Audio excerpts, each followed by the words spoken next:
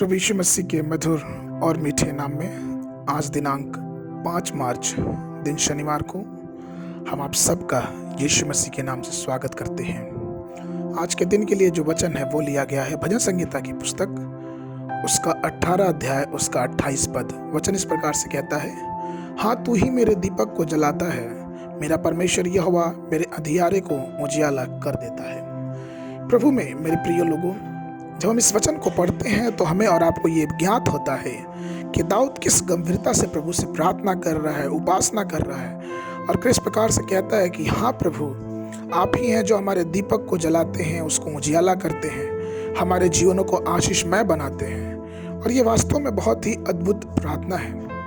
आपको पता है, जब कभी भी कोई राष्ट्रपति या सरकार का कोई भी मंत्री किसी बड़े जेल खाने का उद्घाटन करने आता है तो उस जेल खाने का उद्घाटन वो दीप जला के करता है।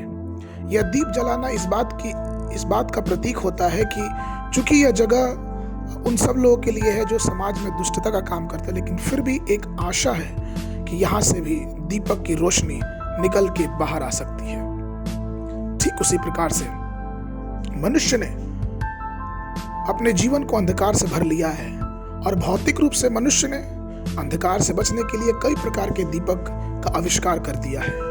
कई दीपक ऐसे हैं जो जानवरों की चर्बी से बनाए जाते हैं, कई दीपक ऐसे हैं जो मोम से बनाए जाते हैं, कई बार हम केरोसिन और हर प्रकार के बैटरी और बिजली की सहायता से दीपक को जलाते हैं। लेकिन ये सब दीपक हमारे सिर्फ भौतिक कार्यों में उपयोगी हैं।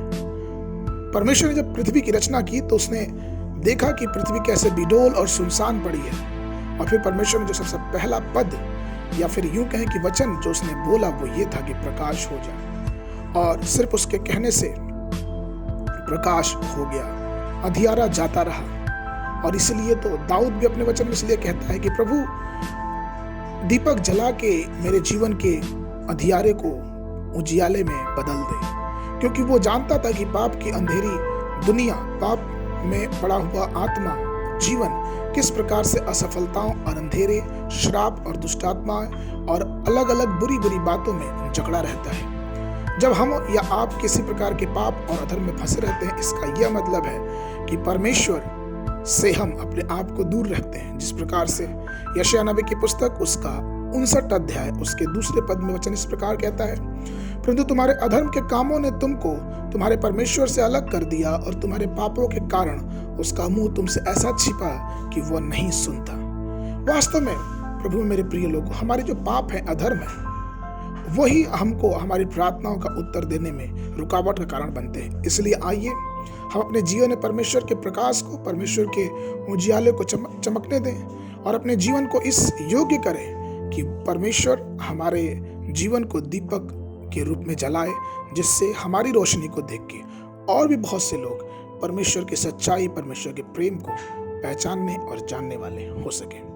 आज के मनन के लिए जो पद है वो लिया गया है नीति वचन की पुस्तक उसका 20 अध्याय उसका 27 पद। वचन इस प्रकार से कहता है, मनुष्य की आत्मा यहोवा का दीपक है, वह मन की सब बातों की खोज करता है।